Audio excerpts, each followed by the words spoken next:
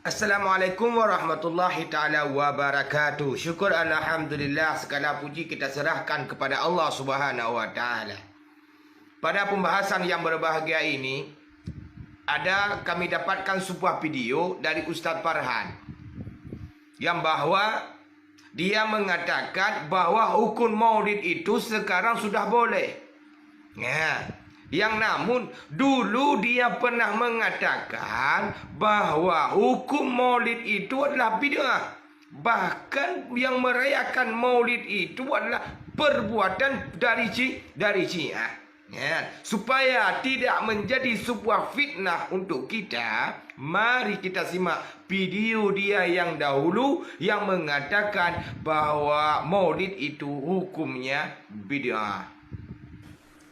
Kalau kita berbicara siapa yang pertama kali merayakan maulid, yang pertama kita bisa mengucapkan secara pasti, dan ini yang disebutkan oleh para ulama, bahwa yang merayakan hari kelahiran Nabi SAW di masa Nabi belum ada. Nabi dan para sahabatnya tidak pernah merayakannya. Tidak pernah merayakan kelahiran beliau dengan suatu ibadah atau dengan suatu aktivitas duniawi. Tabi'in juga tidak. Tabi'in juga tidak. 4 imam mazhab juga tidak. Di abad ketiga juga enggak. Di abad keempat baru dirayakan hari kelahirannya Nabi SAW. Oleh mereka Syiah Banu Ubaid yang menamakan diri mereka Al-Fatimiyun. Dan juga disebutkan oleh Imam Ibnu Katsir bahwa itu kembali dilakukan pada tahun 600 Hijriah oleh seorang raja. Maka jelaslah bagi kita bahwa maulid itu bukanlah bagian dari agama. Karena kalau dia bagian dari agama, maka tidak mungkin Nabi SAW wafat belum menjelaskannya dan belum menganjurkannya. Nyan, kau kan dengar?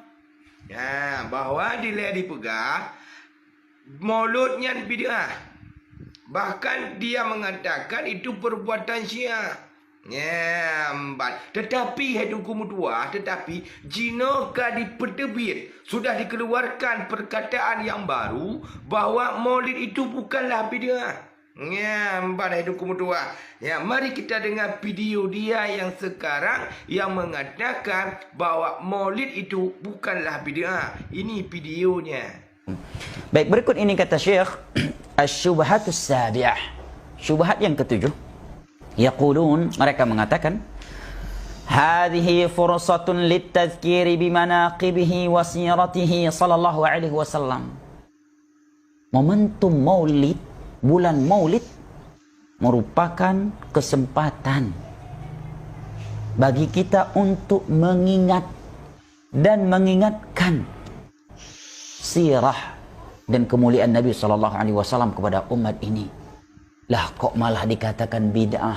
Padahal ini kan momentum yang sangat tepat untuk mengingatkan umat Islam akan keutamaan, kemuliaan dan sirah Nabi SAW. Datang Wahabi, mereka bilang bid'ah pula, gua kaplok lu nanti. Oh, dah stop.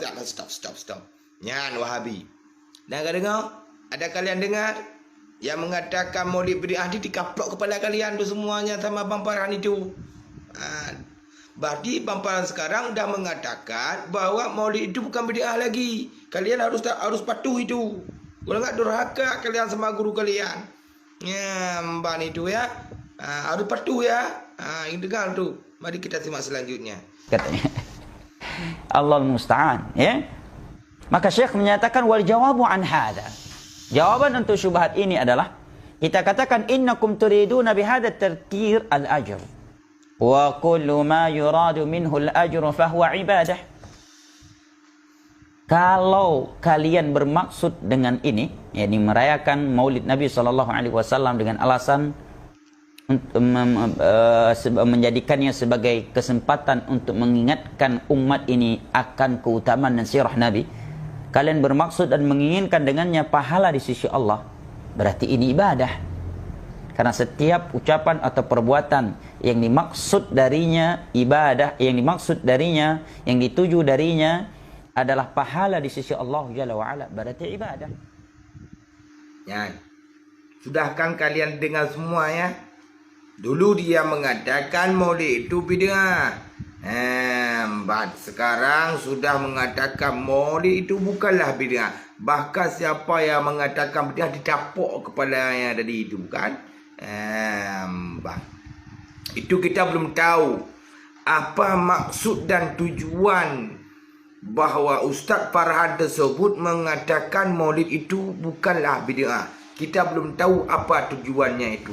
Apakah dia ingin mencari-cari hati ataukah apalah, kita tidak tahu. Hanya Allah lah yang tahu. Ya namun apapun yang kau bilang, apapun yang kau cakapkan, saya pribadi atas nama Rimong Kota Fajar tetap tidak akan saya percaya dengan omongan dari kamu itu.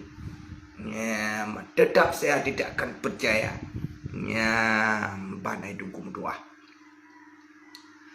Tanya hendak ada pulang apa maksud tujuan dia itu. Ya namun pasti ada udang di balik batu.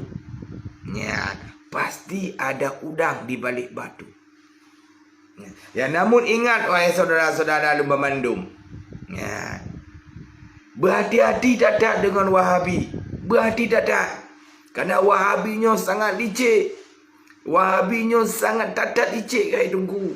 Cina kalan je video-video je. Cina dengar video-video awak ya. Selalu dia membawa nama-nama alim ulama. Selalu dia membawa atas nama mazhab. Selalu dia membawa atas nama hadis dan hayat. Yang namun hai tungku mutua. Waktu kita tak fahamkan hadis yang dia bawa. Waktu kita fahamkan hayat yang dia bawa. Semuanya menentang. Semuanya iaitu salah jalur yang dia bawa hadis dan ayat tersebut. Nyokunya faham Wahabi ya tungku mutua. Bersangat tak berhati-hati kita tak fahamkan Wahabinya. Puannya Wahabi. Awaknya sabi banan iaitu alim ulama. Tapi pegana pendapatnya, dua buah pendapat je. Wadah dacak untuk pulang bertabah tak betul. Ya, mempegah dia mulutnya lebah pendapatnya. Pegah dia mulutnya 18 buah pendapat wadah dacak. Pegah ji. Salah bermandum. Ingat tunggu kitab yang tanya berat. Nyawanya hai patih. Tetap kitab awaknya yang dipatih karangan-karangan kitab alim ulama awaknya. Dan kepap mai bangai. Nyamban hai tungku mutua. Mudah-mudahan bermanfaat khususnya untuk ulum pribadi, umumnya bagi kita semuanya. Hadallahu yakum ajmain. Assalamualaikum warahmatullahi taala wabarakatuh.